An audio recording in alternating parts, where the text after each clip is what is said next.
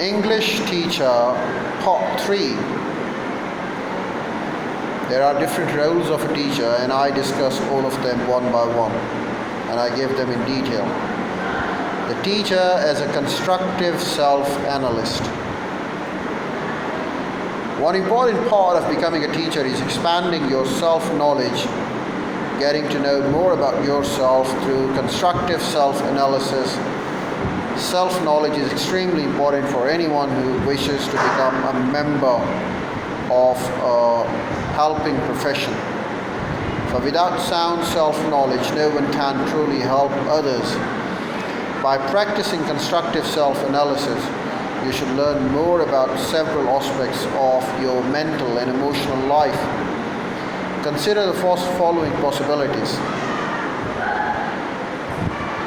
Personal motivation.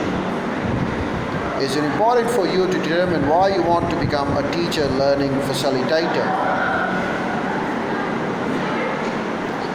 You may be motivated, for instance, by a particular ideology or set of beliefs. Such motivation can be persuasive and powerful, but it can also be dangerous. An extreme of a missionary zeal might limit your understanding of some students and induce you to impose your own values on them. Since in helping others, we all tend to use ourselves and our own perceptions, needs points of reference. Personal beliefs and values. Foisting your beliefs and values on others, whether knowingly or not so, may be an ineffective way of teaching. At best, a harmful way at worst. This approach to teaching can impede empathy, which is the basis of effective helping. Personal needs and feelings. Are you trying to fulfill your personal needs by becoming a teacher, helper? Being an effective helper requires awareness and control of your personal needs and feelings, which should prevent your projecting them onto others. To help others without impeding their development, you must set your own personal interest aside. The power of personal modeling. Intentionally or not so, every teacher is a model, a role model, who influences the students. This means that the teachers have a professional responsibility to provide positive modeling on their general behavior and approach to learning. Personal ethics. The ethical beliefs about people and society should serve to guide human actions. Teachers who value the welfare of their students will do nothing to harm them.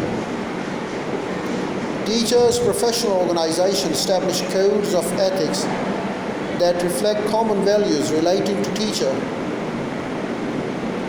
teacher-student relationship and serve as a formal guide. The formal guidelines for professional behavior. Limits of the personal responsibility. The teacher must learn to set realistic limits for the personal responsibility they assume for themselves and others by balancing their students, the society's expectations and needs. The most committed teacher cannot be all things to all persons. Points to ponder upon. Number 1. What do I believe are my responsibilities as a teacher? Number 2. What responsibilities shall I design to parents and to the others? The teacher as a researcher. Learning for teaching requires, among other activities, the reading of a range of educational materials relating both to theory and to the practice. For there now exists a body of knowledge and a fresh set of concepts. The fresh set of conceptions about teaching on which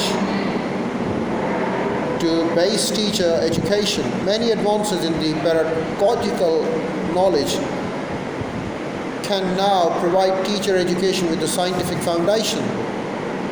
And that's what we have found all over the world.